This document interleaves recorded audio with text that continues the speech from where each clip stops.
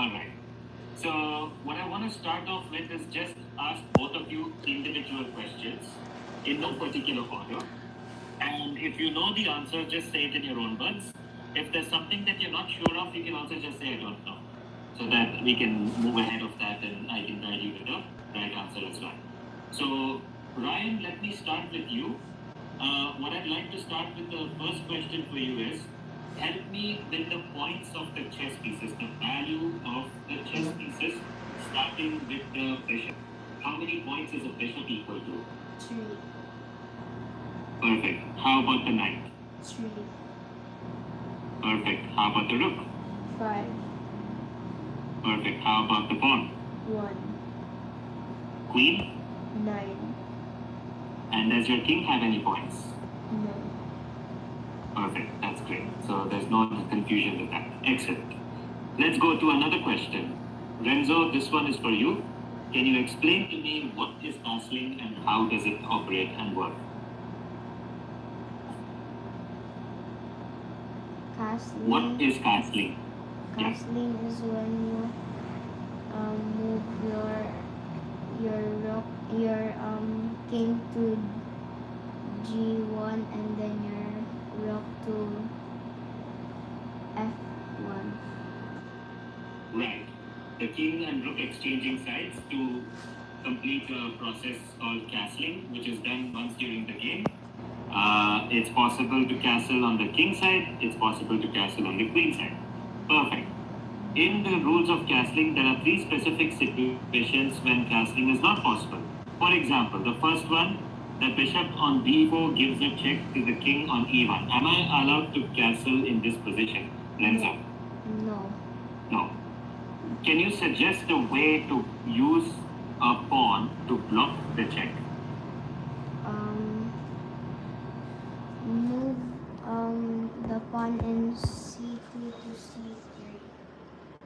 Perfect. Good answer. That stops the check. White is now ready to castle again. Condition number 2. In the next example, Ryan, I have a bishop on a6. I would like to castle my king in this position. Is it legal or illegal to castle for white right now? Illegal. Perfect. Why is it illegal? Because you can't go to a check position. Perfect. You can't. Perfect. The f1 square is controlled by the bishop, which would, even though it's not check, I can't pass through squares which are protected by enemy pieces. Great. And the final condition is if the king and rook moves from their original squares, casting is no longer possible. Okay. So far I get the impression that both of you are pretty comfortable and strong with this basic. So I'm going to move on and not spend too much time with that. The next question I have is for, again, Ryan. Can you explain to me what is en passant and how does it work?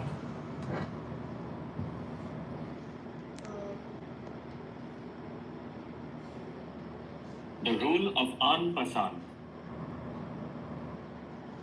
When you make a new move and you're side by side with the opponent, you can kill it by going behind it. Right. Is it specific to pawns? Yes. Yes. And in other words, your answer is correct. It's specific to when a pawn advances 2 squares forward, meeting your pawn sideways on the immediate move. The pawn can take the enemy pawn diagonally as if it moved a single step. The process of this is called en passant, and it's done once during the game. The condition for this is you need to apply it immediately if you wish to execute that move.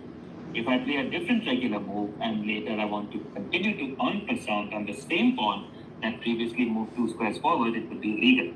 Perfect. That's great. So with these basic questions that I just asked, one thing I can confirm is both of you are pretty comfortable with the names, the points, the notations, the values of the pieces, the concept of castling and en passant. Let's go to some specific chess-related theory. The starting phase of the game. In chess, there are 3 stages of the game classified by names. Renzo, what is the first part of the game typically referred to as? The first part of the game where you get your pieces out. What do we typically call that? Opening. Perfect. Give me two important rules or goals to complete in an opening. Go to the center. Perfect. In this example, white plays the move pawn to e4 and black plays the move pawn to e5. And now both sides have controlled the center with a pawn. Ryan, apart from controlling the center with pawns and pieces typically, what are we doing next with our pieces behind which are to come out? What's our goal with them? Threat. Okay. What should I play in this position?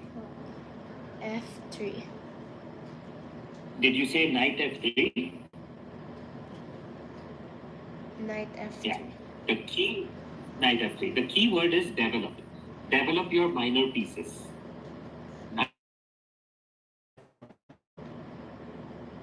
Controls the center and it continues the principle of getting pieces out.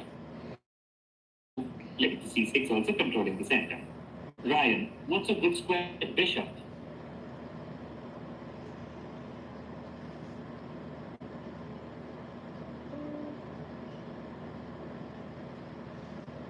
C4. Typically, where does the bishop go? Bishop Perfect. C4. Yeah.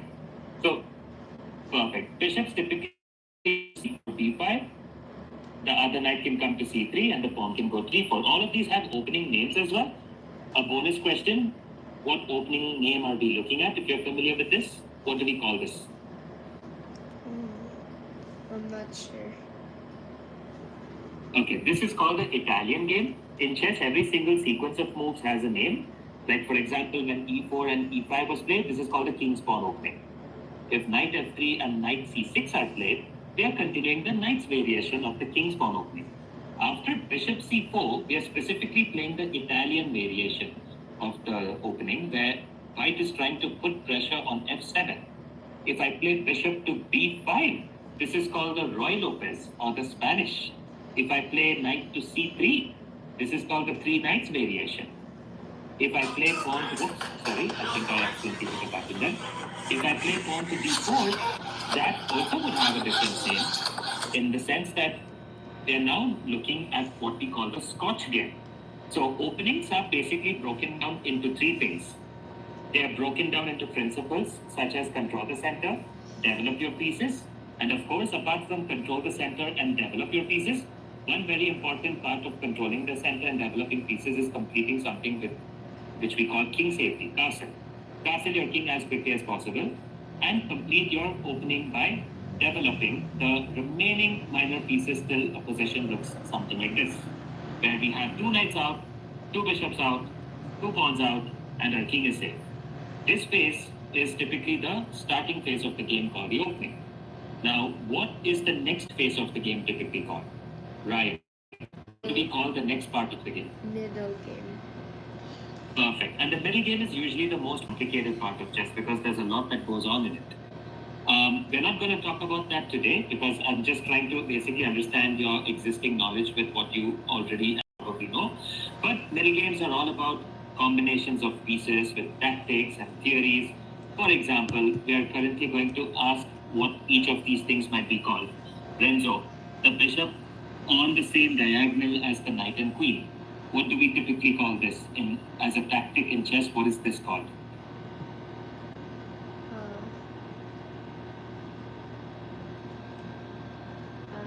The name of this particular setup, where the bishop is on the same diagonal as a smaller piece to a larger piece.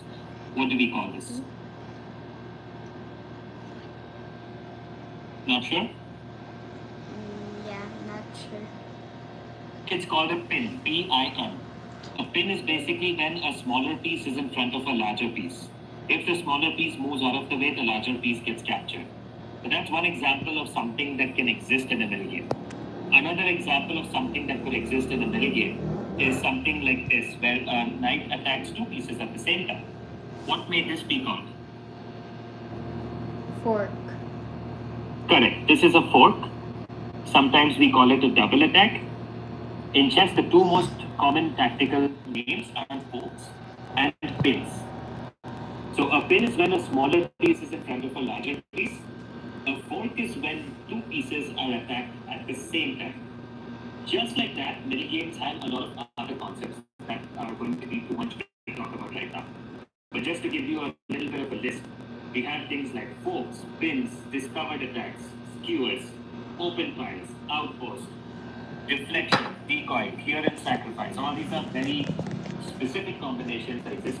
But before we arrive at that stage, they're just touching the surface of the basics, which involve piece names, points, movements, center control, getting pieces in the right position, and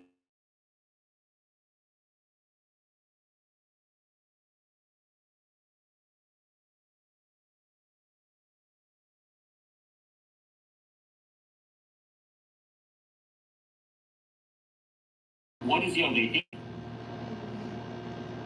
350. 350. And what about you, Ryan or Renzo? Who's your the other sibling? What is your rating?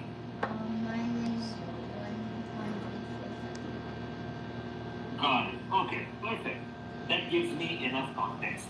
Let me head over to our website. You probably had a glance of it already, mindmentors.com. So, based on this little interaction I had with the both of y'all do not belong in level 1. I repeat, you do not belong in level 1 because y'all are not absolutes. Y'all not necessarily, I'm not sure if to call you a lower beginner as well, but as a safer bet, it's between level 2 and level 3. Since you mentioned your rating is 150 and 350, this typically comes as, let's put it as level 3, where in level 3 you will have topics such as calculation training on 2 to 3 move exercises, opening traps, pawn structures, forcing moves, piece coordination, king and pawn, etc., etc., etc. The whole list of topics. Level 3 basically is when your rating is somewhere between 300 to 700. Below that is between level 1 and level 2. So the journey basically goes from level 1 to level 2 to level 3 to level 4 to level 5 to level 6. Right now, I assess this as probably a level 3 engagement, just based on the things that you've been able to share with me today, such as your comfortableness in knowing certain theories about opening guidelines, piece movement, points, some of the names of things that I asked for, castling, en passant rules, all that is comfortable. Typically, if you do continue chess classes with us, you will have a coach. One of our coaches, which is in this list over here, would become one of your trainers who takes 2 classes with you weekly twice, and they would be assigned to your batch and timing for level 3 specifically, which would entail some of the topics that you see on my screen. Now, what's going to happen in a class?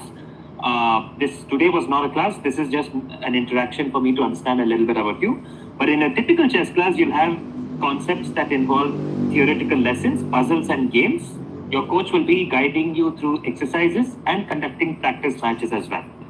Both of you would get an account as well dedicated on the platform called chesskit.com, because this is the portal where everything that you learn in the class will be given to you as an exercise to log in either from your computer or tablet.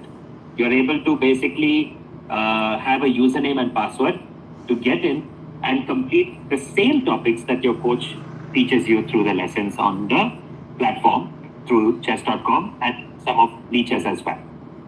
So if you already haven't used this platform before, this would become a huge part of your learning once you're in the system for chess coaching with our academy. Chesskit, that's the one. It comes with, right?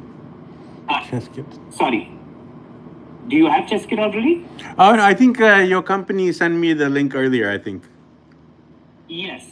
Okay. They might have shared some information. So we use Chesskit curriculum, and the Chesskit curriculum will have lessons structured the same thing coaches teaches in the class. It will come as an assignment to the student to log into the portal and complete the exercises and finish the instruction that is in the account itself in the library. Apart from that, we have classroom topics which involve lessons including the same concepts which would be relevant to their level, such as level 3, in this case upper beginner. And the plan is to help them move to 4, 5, and 6 when they achieve specific ratings through our tracking system using Chesskit itself. So whatever games, puzzles, and lessons are completed, We use child activity reports which are linked to our academy to know the progress, so that we can help them to go to the next level of learning when they are ready for it. Twice a month, you will be eligible for tournaments as well. We do our practice tournaments. It's for our students, and it will happen specifically on the platform through our academy. And all that information will be shared with you upfront so that you're comfortable and ready to practice the things that are being taught to you in the class in a live tournament session within our students itself. So to summarize it, this is what you can typically expect. You'll have a level 3 batch type of coaching session. You'll have one of our coaches assigned to your batch. You'll have a ChessKit account which is provided to you, and you'll have about 2 classes a week with a 1 hour duration each. If there's any questions, anything you'd like me to explain or clarify, please feel free to ask so that I can reiterate or guide you. Maybe you can explain how many kids are in the group? 4 to 5 kids typically. And are they the same level? They're always going to be like almost Always. the same level? No, it's always, every student that we put into a batch has gone through an assessment for us to decide their level, rating, and experience. So it would be 100% the level. How long does it take to move to the next level? For level 3, assuming they start today and they continue regular twice a week training, you can expect 36 sessions to move to the next batch, which is level 4. 36 sessions approximately adds up to 4 months. 4 months of 8 classes each month. So 8 into 4, around 32 classes. So 4 months realistically. Sometimes it can be before 4 months as well if the progress is good. And then is there homework in between classes also? I'm sorry, could you repeat the question? Do you assign any homework for them to do in between their online classes? Through ChessKit. Through ChessKit, yes. After the 2 classes a week, all the homework comes in from the account. The portal which is provided to you, it comes fully equipped and structured with a proper syllabus, which includes more than 200 assignments, which will be provided from the time they start their learning. Yes, in simple words. They get homework assignments from the ChessKit portal on their accounts. Okay, so then when they use ChessKit, do they still use chess.com and Lichess or no more? They can, but we won't be able to track their progress from those platforms because it's not synchronized to our academy. We recommend them to use ChessKit as a measure for us to know what progress they're making. They can still use that, of course, but the data is invisible to us on Lichess and ChessKit. Chess.com. Whatever they do on ChessKit is visible to us. So after every 16 classes, you will get a PDF report also clarifying the progress that they've made. Is there a rating or ranking system in ChessKit? Yes, ChessKit is a part of chess.com. They're the same company and they follow the same ELO calculation system, which is the same scoring method used by chess.com. It's the same company. Okay. Also, is this global or is it, I noticed it's Indian based, so is it all the students in India or do you have some international students? No, we have international, it's global. There are more than 5,000 students on our club on ChessKit. They are right from India to US to Dubai, Singapore, Japan, US, a lot of countries in Europe as well. So it's a 100% global platform. And again, it's a part of chess.com. So as an entity, we are the official licensed partners of ChessKit in India. Okay. But I mean, your company, all the prices were in Indian rupees. So if I'm going to join, I have to pay in like US dollars or through PayPal or something like that. Do you have an Indian account or not? No, I don't have Indian account, just PayPal. That's fine. So in situations like this, if you don't have an Indian account, you could use wise.com, WISE. Yes, I know. Which allows you to pay. You can pay in dollars. We would receive it in rupees. So can you explain because I was not clear on the rupee system. So can you explain how much it will cost, like either monthly or weekly or in US dollars? So we charge 384 rupees per class. I'm not sure how much is that in USD, but just to give you a ballpark, it's about $4 per class is what we charge. Okay, so around $4 per class. And in 1 month, how much is that? How many classes in a month? Classes. So typically around $32. So it's about $32 a month for each kid, or do they get some discount? For each kid. They get discount? Yes, you do get it. So if you go for 16 classes at a time or 48 classes at a time, you get that discount. Plus, you also get a 5% sibling discount as well. Okay. So then, do you have some commitment, or can you just do month by month and then cancel anytime? You can do month by month, and you can stop whenever you need to stop. So, for example, you do 8 classes and then you don't want to continue. You can stop. There's no condition that you have to continue the course. Okay. Okay. Okay. Okay. So if I want to register, what should I do next? The associate who helps you to schedule the demo would take everything forward from here. So they will allow you. They will ask you what days and times you're interested in, the timings, and they'll onboard you basically. They'll handhold the entire process. Okay, perfect.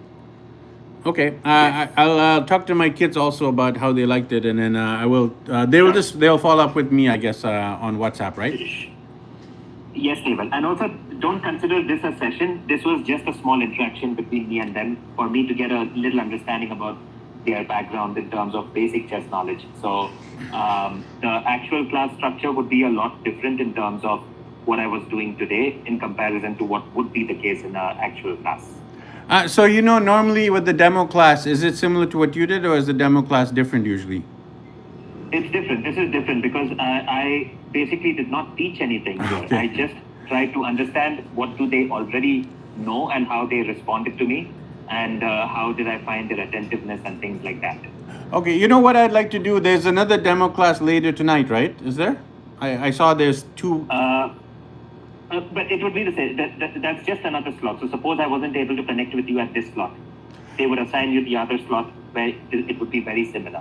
No, but it'll be actual demo class, right? It wouldn't be like this was good. We don't do actual demo classes. If I understand what you're asking, the actual demo classes don't exist because we have to onboard them in the system to register their kit details and create their profile to attend. So this we do demo assessments to just get an understanding of the probable strength and the expectation of the student. Oh, okay. I misunderstood. I thought just because we had some problems getting on their phones, I thought that was the issue. So if we did if it worked properly, it would have been the same as what you did with us. Yes. Oh, exactly. okay. I thought you were doing something It would have been special the same. because it was just private, No. right? I thought it was something special. No. It's the same. I would have been doing the same thing even if it worked on the platform. Okay. as well. Okay. So I'll just wait for them to follow up with me on WhatsApp. Sure. Sounds good. Okay. Thank you for your time today, Praveen. No worries. Thank you for joining. Have a great day. You too. Take Have a care. great See day. you. Bye bye. Bye-bye. Bye.